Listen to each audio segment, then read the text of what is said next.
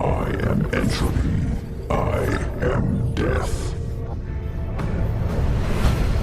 I am dark side. From the ashes they will rise in a world of dark sides, twisted lies. Absolute DC, where darkness reigns. With science, breaks the chains. Gather round, hear the call. Diving deep, we'll explore it all. Absolute with science. Absolute with science. The Elseworld has changed and risen to become the absolute universe. May the presence have mercy on our souls. I'm building bridges, Eric Shea. And I'm Jim Warner. And this is the Absolute Weird Science, episode 10. I thought you were burning bridges. Eric is what I That's thought. That is true. Yeah, I walk right into that one. I am. But they fly and have buzzsaws on them Until as they well. burn. Yeah, and they burn, but they still have buzzsaws. I think that was weird. That's a weird deal. Here we are. Thanks, everybody, for joining us. We're absolutely here, and we're going to be talking about what is most people's favorite book of this whole deal, the absolute deal, and it is Batman. I don't know. I mean, I saw some people talking about this one issue. Like, people let one issue really throw them. We'll see what we thought, but yeah, this is a weird one. This is an odd one, and it has a couple things that like seem to be set up that you might not call absolute, but we'll get into it. But how you doing, Eric? How was your week? You love that. I want it to be like a normal show that I see all the time. Like everybody has to ask how people are. Yeah, I do. I don't like much at all, but I'm being more positive in 2025. It's the most positive year ever, I say. I don't know that I'm going to see. Now? Well, I don't know that I'm going to see 2026. So I'm just going to, go out with a bang. Well, I know, and it's still 2026 is what I said 10 years ago, right? Somehow I got that. That's my version of the Mayan calendar. I'm like, oh, it runs out then? I must be dead. So here we are, though, and again, as we do this, we are recording it live on YouTube. So if you are out there in the post deal or whatever and you hear this, you could always join us every Friday at 7:15 p.m. Every Friday there is a absolute book. But here we are, and we're going to get right into it then. Since you don't want to talk about stuff like what you did this week, Eric, I was really interested in that. But here we are, and we have Absolute Batman. Number 4, written and plotted by Scott Snyder and Nick Dragotta.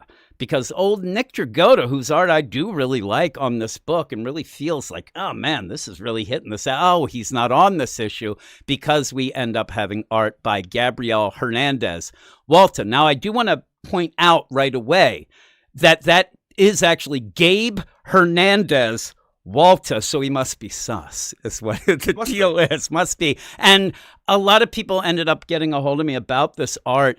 And I did say that the only thing I've ever seen with Gabriel Hernandez Walta, I believe, was Vision with Tom King over at Marvel. I don't think I've dealt with him in anything else, but you also have Frank Martin on colors and Clayton Coles on letters. And what we're going to end up doing, and eventually I guess we would want to see kind of more of the young Bruce, what happened, how he's affected by his father dying to like lead into the deal. Yeah.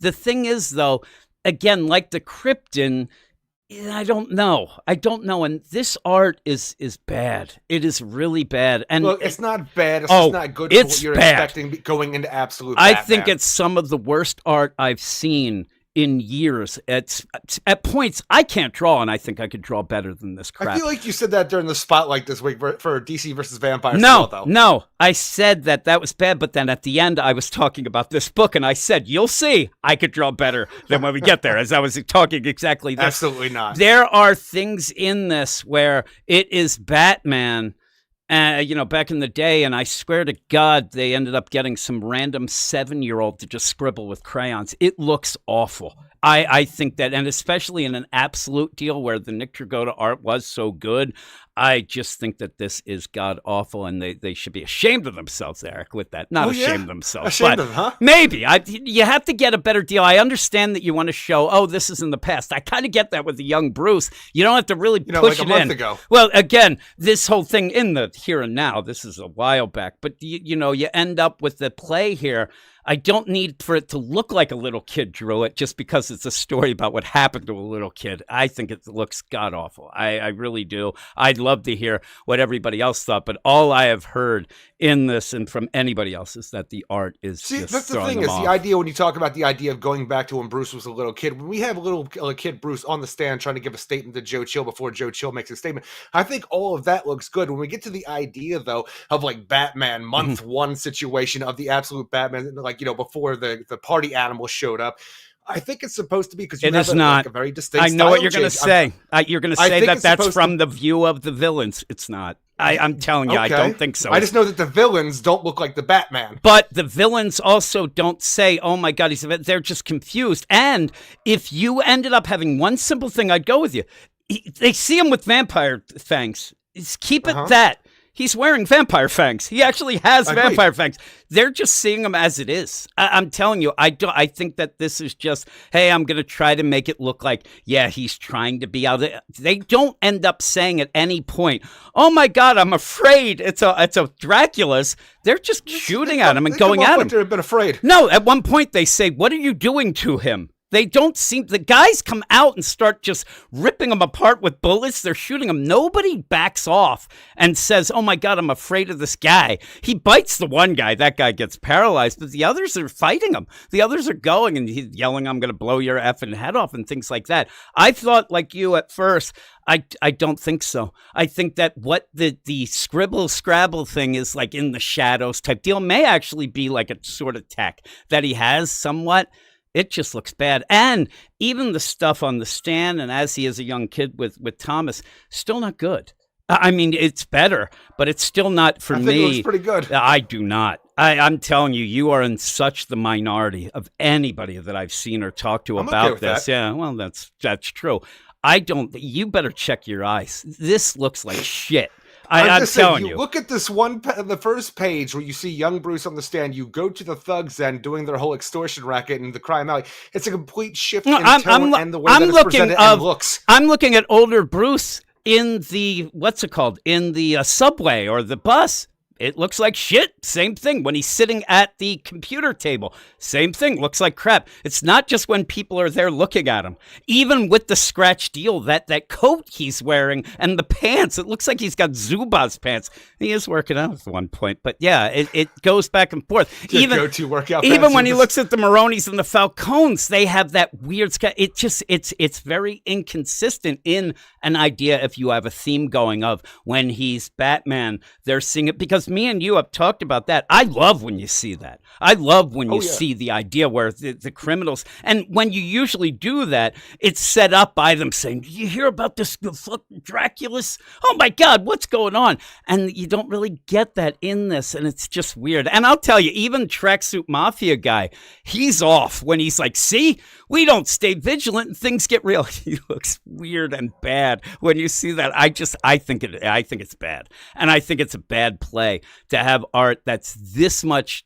I know it want to be different for a deal, but to be this much of a lower quality, oh my. Even the idea of the art, though, because it's a visual medium, a comic book, obviously, but when you have a story that takes place, it's breaking all momentum of your first arc of the series to show you a pseudo origin to the Batman that doesn't feel like it's needed or wanted at this point in time. I feel like that's even more jarring. Well, it is. And even in the chat right now, people ended on a really cool cliffhanger with the idea that Bruce is going to take the money from the Black Skull, like the Black Mask right there, and then all of a sudden it's like, okay, what's going to happen next?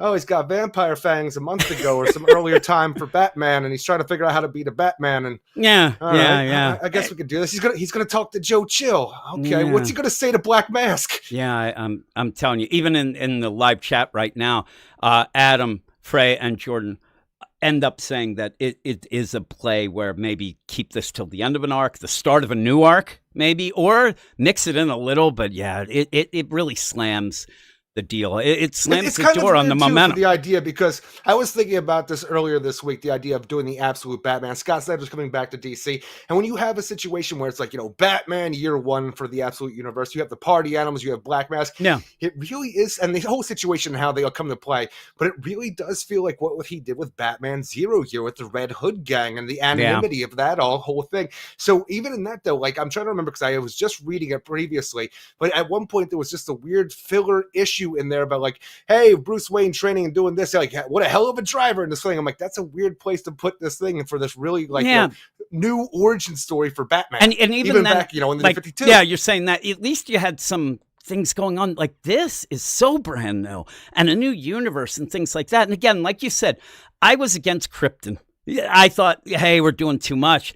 But you needed that more than this. I get the idea, but this really, by the end, really all you get. And I even thought that that gang, the thieves, the 10 thieves. And I don't even know if that's what they even call themselves. He's just like, I'm telling you, he just says we're 10 thieves. We're not a gang. I think that he's just going by count them. The thing about this, though, is I thought even they were going to be the play of like, oh, that turns into the party animals. So nothing. You don't really, what you get is a young Bruce, unfortunately, has that big thing that happens. His dad dies, just similar deal. Just the mom lives, right? And then he's just like so obsessed with bats. I mean, Jesus criminy. At one point, I think Thomas needs to pull him back before he died. Maybe that's why he didn't care. He's like, I don't want to hear this kid rambling on anymore. But that ties into what he does then later. But it does. But it's like you have the yes, father, I will be the bat. That the normal deal of, oh, I'm afraid of them. That makes sense. I want to put fear into people. This ends up where Scott Snyder wants to go so much over the top with it that it ends up almost being comical or annoying. It ends up for me like... I'm saying the idea when you have like Bruce Wayne, we jump back into the past, showing him building this bridge with the origami thing that he'll eventually make into the bat cape, with all the different things. And he's going through different ideas for how it's supposed to be, because what a bat's supposed to be. They're intimidating. Like, I don't know if the people that need a bridge in this disaster zone that you're trying to build for the science fair, if they need intimidating. So he's going about being the Batman one way. And like, as he progresses with his design for the model that'll eventually win him the science fair that gets him the field trip to the zoo for his whole class, where his daddy ends up dying, you see his father occasionally walking in and saying different things about what you think people need, what they need for this, what you need less of. And eventually, even though like Bruce will hear all of this, he'll change his design up, he'll do all this thing to end up winning the contest. It seems like in the present day, when he's becoming the Batman as well, he is going through these motions of what he thinks like the people of Gotham need based on what his daddy told him all those years ago, but in the same succession that he did as a child. And even then, like to skip to the end, you already learned the lesson. Yeah, and even then, what Scott Snyder does, and a lot of times when he does write some stuff, like it even comes down, you've been rereading a lot of stuff you said, he really likes to combine scenes. He really likes to show something that then affects something else. And what he does a lot of, what I remember from the New 52 especially, is he'll like to have that last bit of dialogue that then blends into the next kind of scene. He gets fancy with stuff, is what I'm saying. And in this, it's like, so like in your face of a Bruce Wayne, a kid. Like, I mean, at one point, I'm telling you, I have a problem with Thomas Wayne, and people were, and I even mentioned it with the absolute Superman, where like, oh my God, look at these parents of Superman. They're over the top. They are aliens, Jim. You have no frame of reference. Thomas needs to call a timeout here and say, Bruce, listen. A loving father. But I'll go with the idea of a loving father, but at points you do have to put a little, ixnay on this a bit. You have to put a little boundaries of the idea. Hey, Bruce, you kind of having dreams. You think you're going to become a bat or whatever. It's like he's like wants to marry a bat at one point. Let's go to Dr. Leslie Tompkins, get you looked at. Exactly. So in that, when I've talked about this on our podcast a lot, I went and saw Raiders of the Lost Ark back in the day, and I came up and I was really interested. Like, boy, I think I want to be an archaeologist. Now, again, maybe my idea of archaeologist was going around with a whip and, maybe killing Nazis in smooching the dames and killing Nazis. Unfortunately, it was like 1981. But the thing is, with all that, I end up where I say to my dad eventually, it took me a lot to get to the point where I'm going to tell him, I'm like, I think I want to be an archaeologist. And he looked at me and he's like, are you a moron? Like, there's no way you're going to be able to do this. You can't pay attention worth a shit. Now, I say this, and then I went the rest of my life until fairly recently, not even realizing that I have, like, ADHD. He knew this, did nothing, but he's like, you'd be, he actually spelled it out, like, you would end up messing up and saying things that you, and fudging things. He was right. And so I have to think, oh, Daddy, thank you. Your father's a hero. R.I.P. This is what Thomas needs to do. He needs to say, listen, okay, this contest or whatever, but you're getting a little too crazy. Your mom's getting weirded out by this crazy bat shit that you're saying. And also, this crazy bridge that you're making that now flies and has a buzzsaw, it's too much.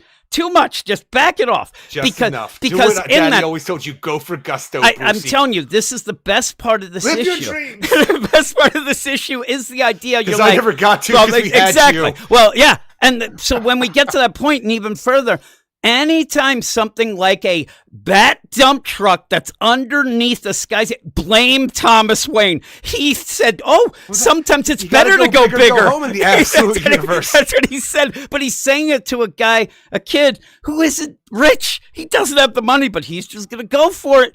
Now he has the money. Who knows what the hell he's going to do now that he got that money from Black Mask. If he got the money. Yeah. Well, again, that's what we want to know. I don't want to know who the 10 thieves are going to throw this lady off the side of a building and then she just gets thrown back up. He's like, what the hell? By a Dracula. Yeah, by the Draculas. I do. It is funny in this because I do want to think of this Bruce Wayne as not being as smart as the regular Bruce Wayne. He's more of like he's gotten huge, so he's more like a meathead. He seems like a different kind of smart as well, though. I love the idea, though, that he thinks these vampire things are the way to go. I thought they were so funny. It's just so ridiculous. He wants to be a bat.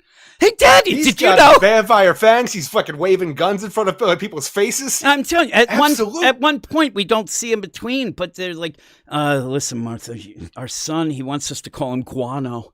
She's like, I'm not doing it. I'm not doing it. He's, Daddy, did you know this? He's like Mr. Facts about it. And it does play off like a kid who does get excited. Shall you call me Count Orlok? But I will tell you, because of how I am and how I see things or whatever, it is that kind of play. Again, that Bruce Wayne, he is hyper-focused on one thing, and that's bats. So maybe he's on the spectrum with it. But it is funny to me, too, the idea where, like, Thomas Wayne has a heart-to-heart talk with his son about the idea of living your dreams, because when he was a boy, he was at amusement mile with his father. It was the greatest day ever. They used to do this every now and again, and it was always the best. And one of these days, his father dropped dead of a coronary, and ever since that day, he thought to himself, old Thomas Wayne, I'm going to be a heart surgeon one day. I'm going to do all of this. Well, what happened to that, Daddy? Why isn't you the doctor? And it's because your mother got pregnant with you and our priorities changed. Oh, you're saying it's my fault? No, not at all. Yes. No. But I just wanted this idea to become then, because he decided to have this dream based on his death of his father. So in the future, he'd become a surgeon? Absolute Damien.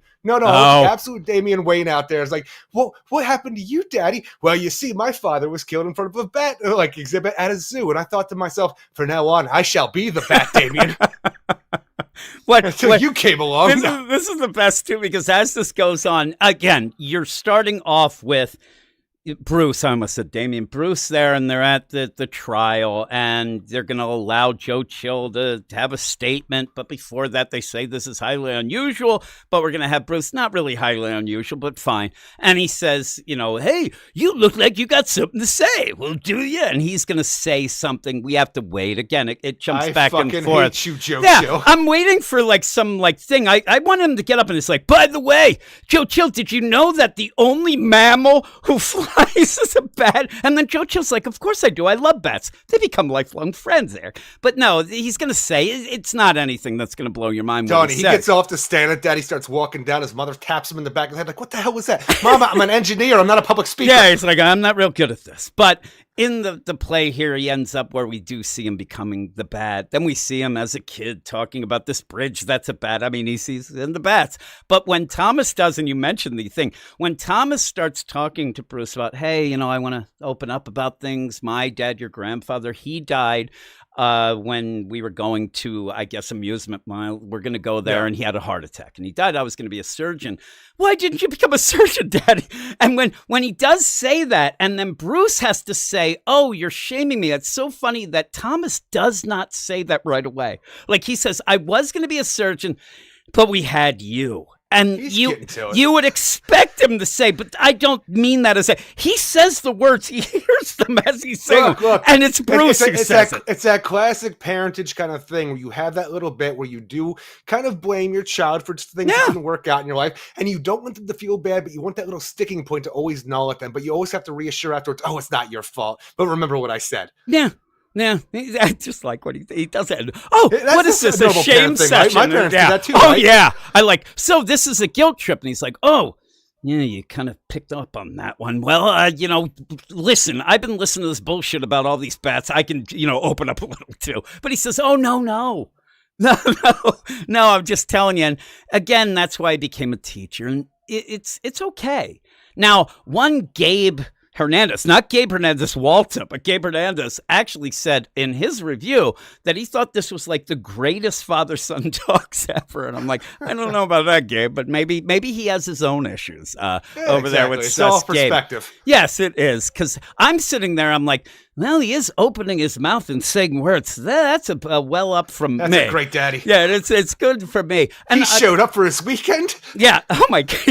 That's the thing too. Is there is such a perspective of that because my wife had real problems growing up. So when I start talking my problems, being left alone and ignored, she would have loved that. And then with you had to wait to possibly have your dad show up but at least my dad was there. It's so crazy.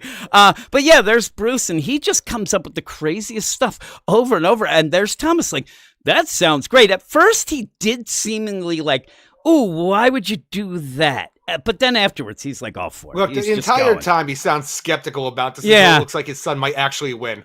Well, that too, and then also, I don't know, maybe because he keeps going with it. But they also spell out this contest a little more. I'm like, who came up with this thing? You're building something that would be in a disaster area, but then you have to grab an animal from that area and get to the core of that animal. I'm like, who made this contest? And then Bruce ends up. Last year was volcanoes. People are done with volcanoes. Well, right? They had to come up with something new. They did the volcanoes, but in that you had to become the baking soda. It's so weird. Like it's not even just like disaster relief. You also have to think of the animals from the area. I'm like, that's a little like all too the other much. Baking soda, I'm always in the fridge. Yeah, exactly. You're going to be fridge. So you end up with all this, and he's changing things up, and we're going back and forth. And one of the things is showing him become the Batman, but also then showing that he is doing things low tech, kind of. And because every time I said to you before we started, when he does things, he seems to like want to tell us, well, I did that because I got that at Radio Shack, like things like that. Like I did this with just this. And it really ends up feeling like Scott Snyder really still, before maybe we see that he got a lot of money from Black Mass, maybe not. We'll see. But it really feels like he's really trying to oomph that one last time of, look, this is a Batman without money, even though he can do whatever he wants. It's a Batman without money with the engineering skills to get stuff done, but everything he's describing and doing in this to take out like the people who like the Falcones and the Maronis who are bringing in guns and how they're going to go after this, that, and the other thing, stop the trucks and even go after the people that are helping from the harbor master to the politicians in the city. I'm like, everything he's talking about is the most involved, expensive stuff. I'm like, I built this RC car with this hydraulic freaking press that like pushes the truck up for $1,000. I'm like, man, I ain't eating that month of on the Batman. That month? You ain't eaten for 6 months. And so it ends up feeling a lot like the idea that Scott Snyder's telling us, so that's how it is. But yeah, I'm sitting there like, you got this RC car that I don't even understand what he's saying. And the amount of pressure this thing pushes out and whatnot. I'm telling you, when it first started, I told you before we started recording, I'm going and I'm like, weird ideas. Well, I'm sitting there and I'm watching. I'm like, how's he in that little car? Because when you first see it, it just looks like the Bat deal. And then I'm like, man, that's supposed to be the difference. But for some reason in your mind takes this like left freaking swerve as you read in the book, where all of a sudden Batman's Mike TV and was shrunken down by Willy Wonka's Wonka. Oh, I'm telling you, I thought that what we're going to get is, listen, I built a shrink ray. No, I got the parts from Radio Shack and Walmart. They only cost me $5.50, but I did it, and I'm in this because when he plays, I got this white dwarf star technology. The funniest thing is I borrowed it from Ray Palmer. Didn't cost me nothing. He plays this out to make you think it's the Batmobile, like but I'm so dumb that I keep going with it. Problem. And then, but really, there's two things I thought. First, I'm like, man, how did he get in that little or I thought, man, that's a big effing truck. Like the idea of this truck, I'm like, oh, no. It's a remote control. Yeah. Then Just keep reading. I'm telling you. Stop jumping to conclusions. You want to hear how dumb I am, Eric? I've heard it. When you see Batman and he has that thing, I didn't even know what that was. I thought he had a ray gun. I didn't have many remote control cars. And really, the idea as a kid, the only time I ever got anything like that is the IBM Christmas party that I told you that my dad, and I've even talked recently about my dad quitting that job from IBM and how I told him at that point, boy, that's a steady job. No, I think I just wanted the toys at Christmas. And so when you get this, I didn't recognize, I'm like, where's the wire that got, and those are the worst, when you had those, and that's all I ever got. So I always thought like those sort of remote, they weren't really remote, but I always hated them. Just wired remotes. Well, yeah, it's like the telephones. So then he ends up and pooms, and you get this boom, and you get there's no way he bought the shit. He pooms and then boom. Yeah, that's what I just wanted to laugh that it says poom as the onomatopoeia. You don't get it, but yeah, there's a vroom as well. But it ends up where it throws the back of this truck. It's hauling the things. It's explained at one point where he says, yeah, I'm listening in, and on the Orange Blossom special, I was like, isn't that a Leonard Skinner album? You end up where he's going in this whole thing as they're bringing up guns and stuff from Florida. Guns and drugs from Florida. And again, Scott Snyder, when he does these things, he goes too far. When they shoot, they smell like oranges. Like, oh my God, what's going on here? Out of all of the explanations about this, you like that? Was the nicest touch. I'm just like, well, it'd be better than that gun oil. No, it's not. It's just for some reason with the long explanations about everything that's going on with the Batman's journal and stuff like that. For some reason, just the idea that like these guns that are being smuggled up from Florida in from like the Orange Blossom crates. special, and I'm like, and they smell like oranges when they fire. I'm like, all right, that's kind of fun. I guess. It's kind of fun, I guess, but it's just again, everything in this book had been over the top. I mean, I can't say it hasn't. We had Bat Dump Truck. It's been over the top, but in a goofy action movie, even more than that. And it's kind of fun. I know last issue we toned it down a bit, got a little more serious, and then it seemed to like get the secret sauce for me. Like it has both now. It has that big deal. I want to see the next issue because I want to see if he took the money. I want to argue with Eric about it, if it's good or not. All of that stuff. It's not good. And when you get to this though, and you kind of take this weird swerve, but in a way of it's still over the top, but in the worse way. It's over the top in dialogue and narration kind of way. Exactly. Yeah, that's the problem. And so it's not fun. It feels like when you're doing this, you right away when I'm reading it, I'm thinking to myself, okay, I still like the book. And I don't hate this issue. I just feel that it's in a weird space and it does something that it doesn't need to do. But I did feel like, and I did feel like, and I felt like, man, we got to get through. I got to get through this issue so I can get back to the fun next issue, hoping that we will, which I think we will. But still, and also I will say, it also shows how much I like Alfred in this book too, because obviously he's not in this issue. I like that back and forth with that, and without that, it just doesn't have the zing it had. But right there, it's the problem with mainline Batman right now. No Alfred. Yeah, it is. It's like, if they listen to me talk and no Eric, right? They lose their mind. But you end up where you get the idea. Bruce wants to be a bat for real. He's making this. We know he won the contest. So, I mean, really, everything going on, all it's doing is stressing to me that them judges have something wrong with them. Daddy, it flies now. And that's when all hell breaks loose when Thomas goes, well, that is a little over the top, but you know what? That's what we might need right now. I'm like, no, you have to have boundaries. Stop him. But he's then buzzsaws. I'm like, now you lost me. I have no idea why it has buzzsaws. Somebody's going to get killed on that bridge. But he even says the bridge can protect people. Also gets in the idea that we could drop this bridge and it could just land and people could do things themselves. They won't need the government. Believe me, that government is swooping in and grabbing that bridge immediately. But in the meantime, you end up having Bruce. Well, I don't think it ever happens. Nobody. I'm like the idea that this goes down and somebody might say something to this. You might even find it pop up in an absolute Superman where the Lazarus Corporation actually has if they have these things soldiers like that, then it's the absolute moron universe, because this is It's funny in a way that it's young Bruce. It's a young kid's thing. And the whole deal with buzzsaws, I bet you talk to Scott Snyder, and he would say, oh, I put that in because, kids get crazy with things and they want to do. Because you do. I mean, when you have like a toy gun back in the day before they have to be like orange and stuff, more things on it don't make any sense, but it was always cool. But when Bruce then takes this and says, now I got to be one of the peoples. And he goes and he's like hanging out at the ranchero. I don't even know what he's doing at this point, like looking at some, steel workers. Like, now I get it. And it helps him out. He makes this bridge. We know he won. He's got to go bigger. He's got to go better. And he has to be a different kind of Batman. Not a Dracula in the night, Dracula. But a vigilante for the people. Yeah. And I don't know. You get this play where he doesn't really train, it seems, as much as a Batman normally would do. But you're going to show him lift some weights, right? He's leg day. As you do. Leg day. I'm telling you, at least it wasn't just him holding that giant dumbbell. Oh, I love that. You had in the original Batman what in the it Golden is, Age. He's dumbbell one hand. Training done. Smoking a pipe and then holding a book. It's always like he's like, well, let me get my magnifying glass and look at this beaker for a second. Oh, that's what he's like. Everybody. He's like, hey, everybody, I got to go down to the Batcave, grabs a microscope that he's had for 10 years and looks in and is like, yeah, I solved the thing. C means cat.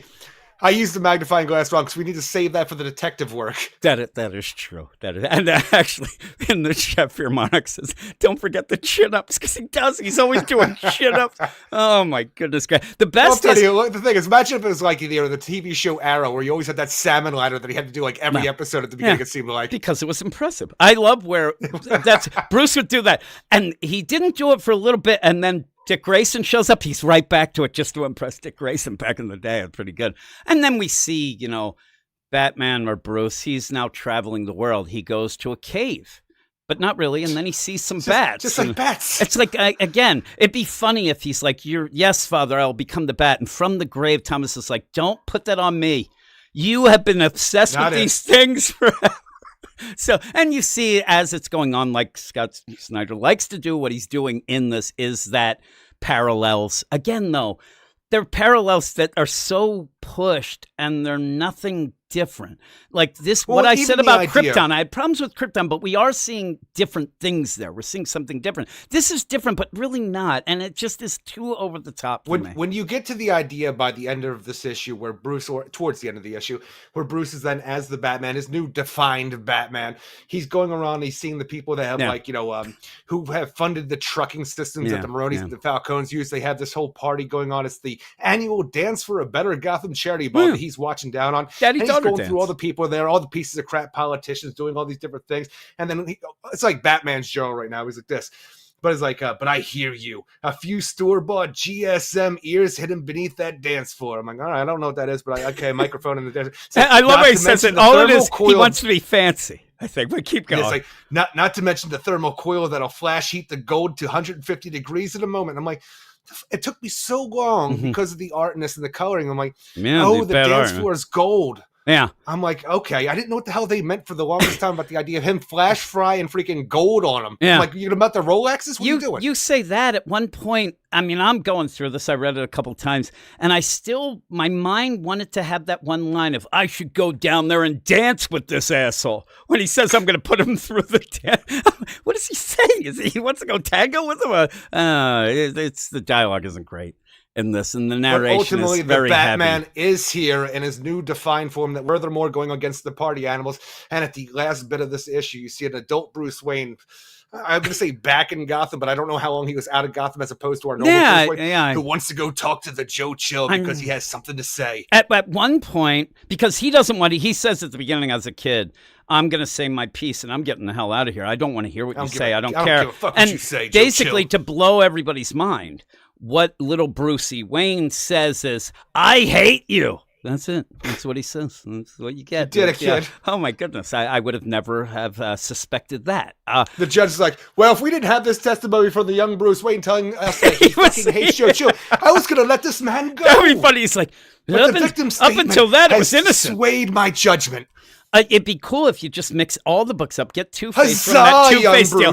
He shows up, he's flipping coins and shit, and you got that. But you end up again. One of the other things that we went by, I like where Thomas Wayne ends up at one point, and he's like, I really wanted to be a heart surgeon because my dad died of a heart attack. He died before he hit the ground. Maybe in some other life or world, I am a surgeon. And funny. I wanted Bruce to say, like, no, I think you're probably dead in all of them. That's what I was thinking. But he was a surgeon. Now, when I said that, and even when I said it now, it does remind me in the deal of, I guess it was death metal, when Owlman figured out that he always dies in all these stories. It'd be funny if Thomas ends up where suddenly he just sees all the money. There's like one that actually lives, and he's probably a piece of crap or something like that. It'd be funny where he's like, what is going on with me? Well, why does Martha get get the funny thing too? Because you have the idea of this version of Thomas Wayne, the absolute universe that Darkseid's energy made, a less hopeful universe for us all to deal with.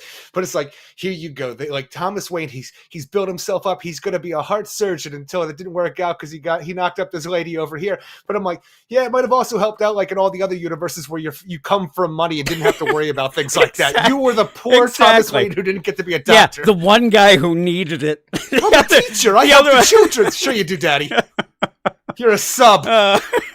He may not even be that. He's like, Daddy, but you're not. But again, that would be the best as we find out he's only worked one day as a teacher. It's when they went to that zoo. All right, it's my first day, Oh, Bruce. Good. This will be great. And what he does say in it, and again, when little Bruce is talking, it suddenly does not sound like a little kid. I know that Bruce is smart or whatever, but when he's like, that day when I was going through the zoo with my friends, by the way, we thought that the giraffe was pretty hilarious. But I looked behind me and I saw my daddy, and boy, he looked very proud of me. And I think Joe Chill's probably like, are you done yet?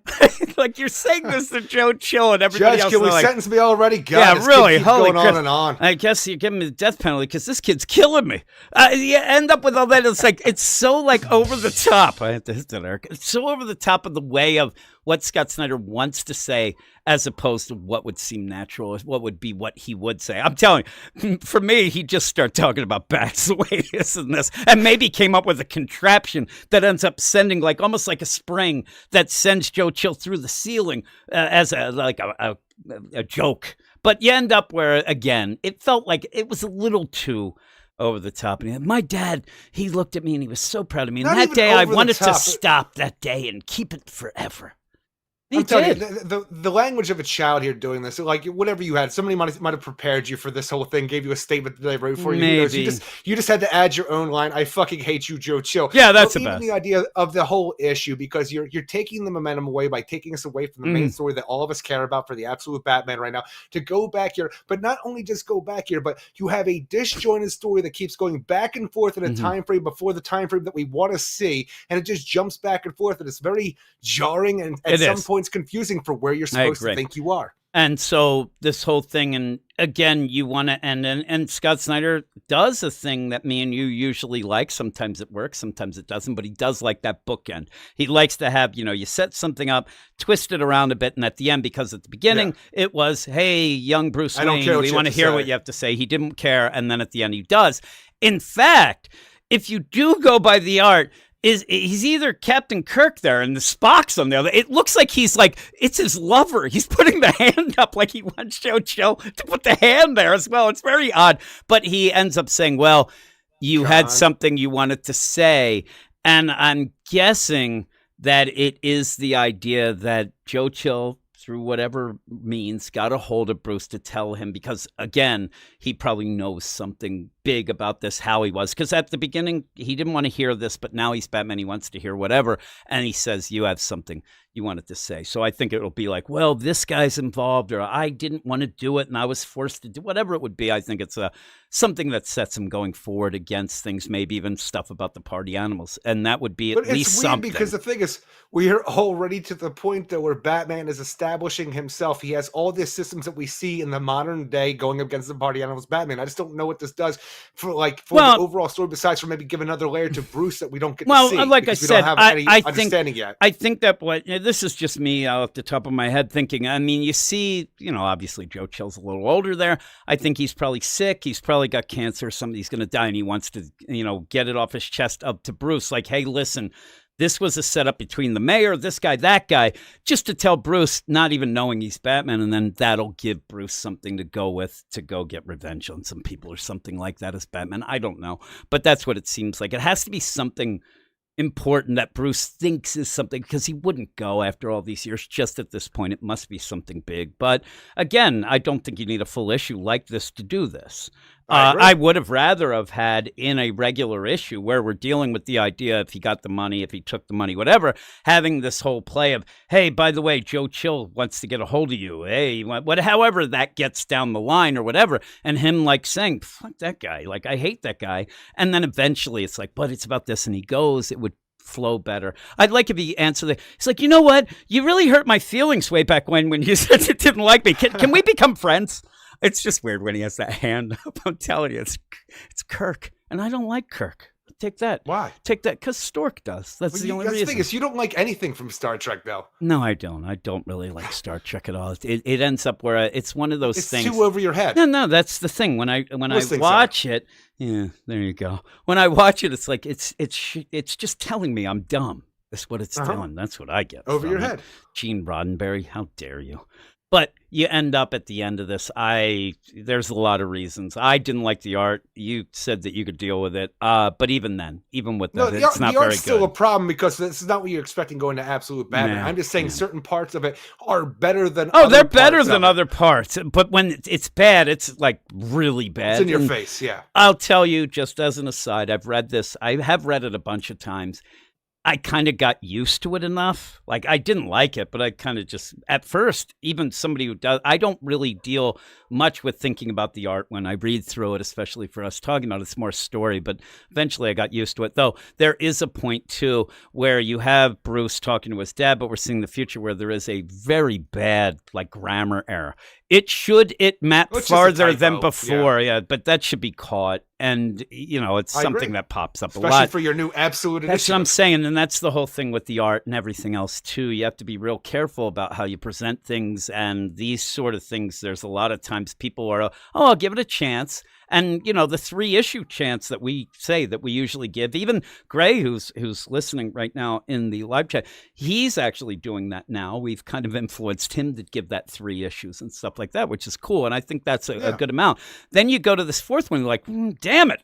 Like, what am I doing here? But again, it really should spell out at the end. Whammy. It should say, by the way, Nick Dragotta will definitely be back next issue. Because this art I really, really like. And the cover is pretty cool. He looks crazy. I actually also thought that we're going to get like, man, I'm not getting as big as I want. I'm not getting the gains I want. I better go and talk to maybe Whalen or somebody. I just hope this isn't something that DC decided to roll. Like for our 4th issues and every issue so far, it's going to be this weird hiatus. Not hiatus, but like, a break from what you've been dealing with issue to give you some more backstory that just breaks the flow and momentum of everything. Because we already had the situation in Superman and Batman. Superman and Wonder Woman. We're going back and forth, flashback here. That's still, the way the story's being told. And I feel like it's suited it. But this, for some reason, maybe because it hasn't been doing this, just an entire issue of multiple flashbacks from different eras, it's just very jarring. And it really just puts me on edge for this idea of the Batman, because I want to know more about this. You're throwing a lot of things at me for the exposition throughout the 3 issues of Absolute Batman.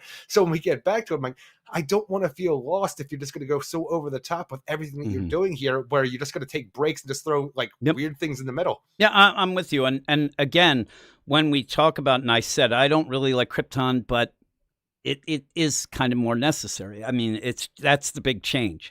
The idea that he was on Krypton, not Superman, obviously. He grew up there. He grew up there. So then you get the Wonder Woman, and me and you like Wonder Woman a little more than the Superman, but you end up where she's in hell and Cersei. So yeah, that makes sense. And even then, I still think the way that they were playing it is disjointed, like you said. Then you get to this, and I thought at one point, like, oh, this is cool. Like, we get it. We get Thomas Wayne died. We see that. We get the whole thing. It's Batman, whatever. Maybe we'll see him going abroad and training, that sort of thing.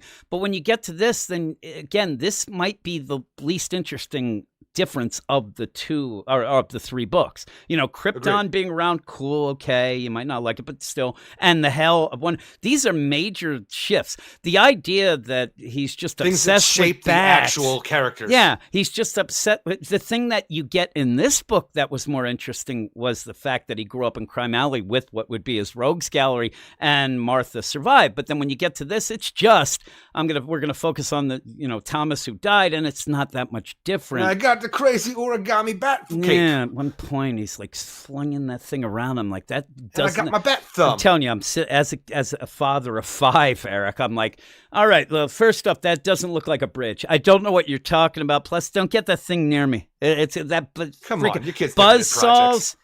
No. Actually, if you want to go with me doing, play acting of what would happen here, I would say, sweetie, what are you doing in there? It'd be my wife. She'd be doing it. They wouldn't even have any idea. They'd be like, I decided not to do it. She'd be working on shit going. She did all their work. It's really helped them out too, Eric. I'll tell you that. It's nonsense. But with all of this, though, that is the end of this issue. And what would you give it? I would give this a 5.3 out of 10. It was very disappointing for the Absolute Universe, and especially an Absolute Batman. I'm a 5.5. So I'm a little bit more, but it's tough. It really is. And I really kept telling people you should at least start with this app, and you still should, probably, the Absolute Batman. It's a lot of fun.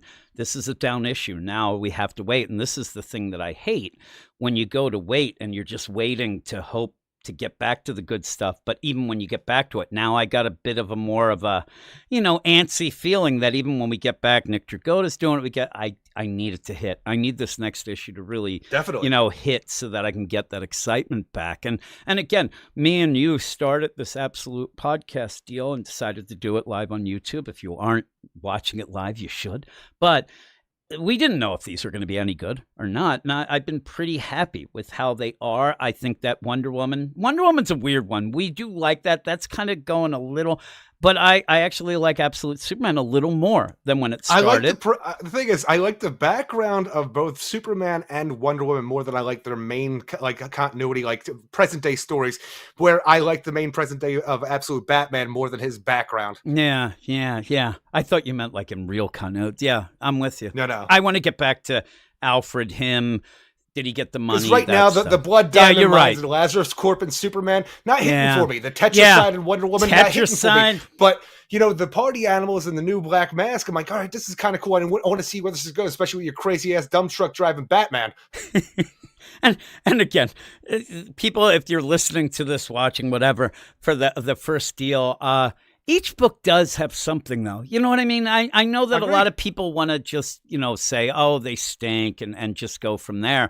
But each one does have something that is interesting. You just hope that eventually all three are hitting on those interesting things at one point. They're not right now, and Wonder Woman's doing that. That Tetracide thing has to get over with. The Superman stuff, it's funny. I kept saying, and I keep saying in this episode, the idea that, Krypton, but it really does. I want Krypton to blow up, right? And everybody does. But why I do is because you need some more of the current stuff with Superman. That has to develop some more. Like you said, there's not really anything like of that. At least Wonder Woman's yelling at the military and saying, hey, what's going on? Losing an arm. Look at me. I got a robot arm. Look at this. They're like, did you get that from just a random lamp? What is going on? But even that's kind of funny. Obviously, Hephaestus made it for at some point. What was happening? Did he get conked in the head at that point? I mean, seriously, the idea that all these other things that Hephaestus would do, and then suddenly you look at it's the idea. It's G.I. Robot's arm. It reminds me. Now it doesn't, because in Clash of the Titans, that damn owl was pretty cool.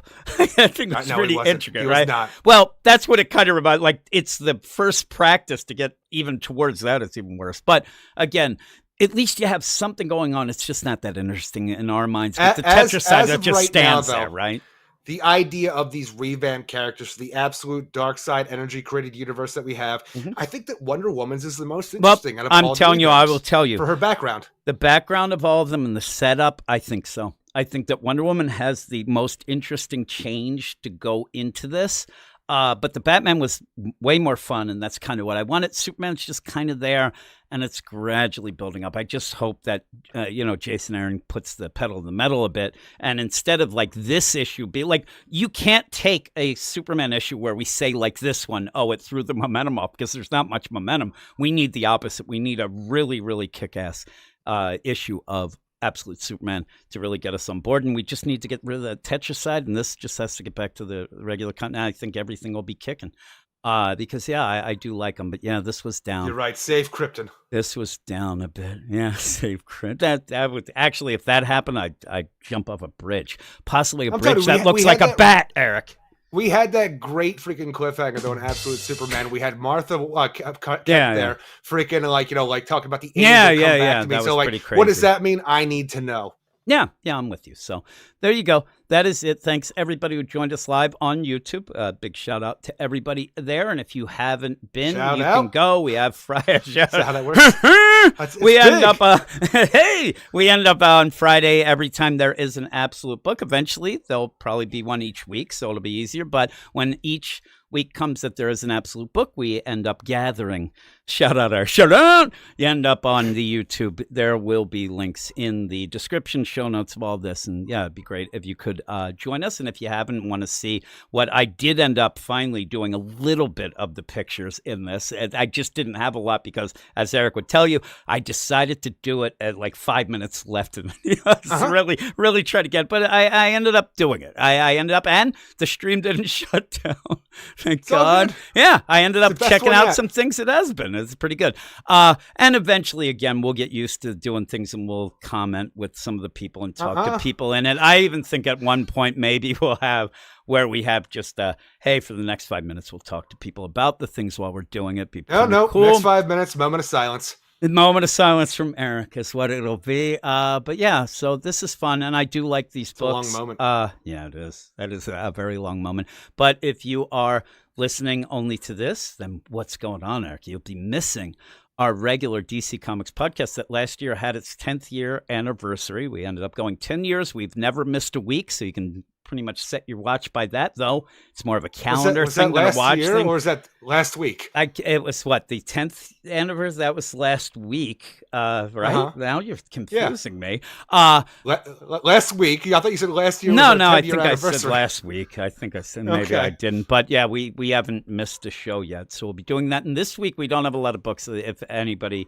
or everybody aware that a bunch of the books got delayed because of shipping problems. So on our regular show this week, we have a pretty good show, though. Aquaman and Batman and Robin we'll be talking about. We did have our regular Spotlight every Thursday night. Me and Eric have a Spotlight episode that we end up doing on the Patreon. 2 books picked by the badasses, the Get Fresh crew. Only one book this week because of these delays and whatnot. And we ended up... The hell did we talk? Oh, we talked about the DC versus Vampires. World War V, number 6. Number 6. Oh my! We're halfway through that, but you can hear us talk about that for about a little over an hour. Not really with the one shots. Yeah, that's true. Oh God, but yeah, there we go. But yeah, check out all that. All the descriptions of all our things, links will be in the show notes of the show. So check out all those. But that's it, Eric. What do we say at the end of the Absolute podcast? We're closing the Omega Portal, and until next time, keep it absolutely weird. You are all weirdos. Weird science is the revolution.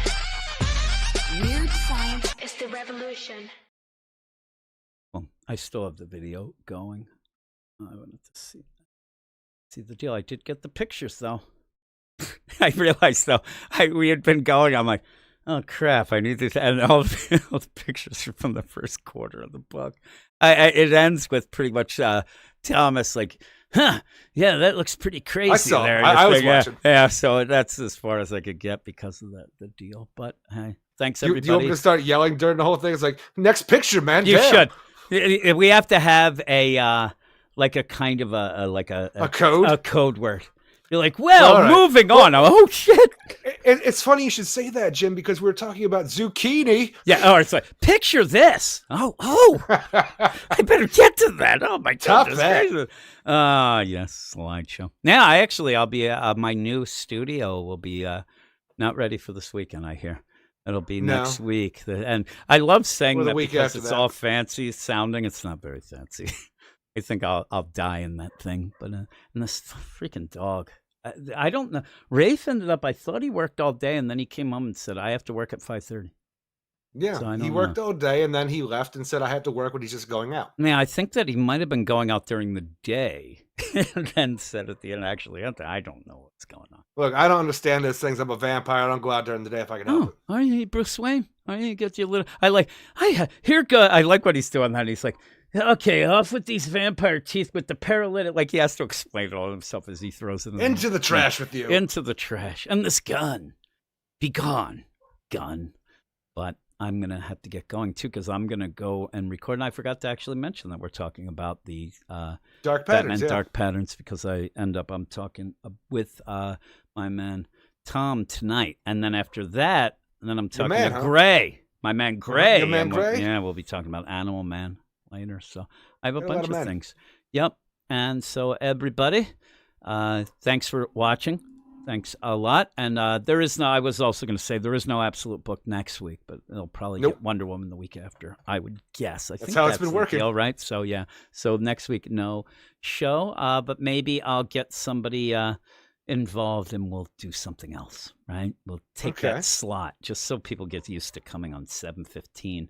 I love it 7:15 because I know that because we always used it 7 and I thought I'd need more time, but we sit there and say nothing to each other for 10 minutes, but we'll keep the 7:15. No. The thing is, you talk, I just listen. Yeah, and I'm more muttering. But that's the thing. It's not talking to me. You're just talking out loud. I'm trying to get things done. But thanks, everybody. Thanks a lot for everything, and we'll talk to you all later.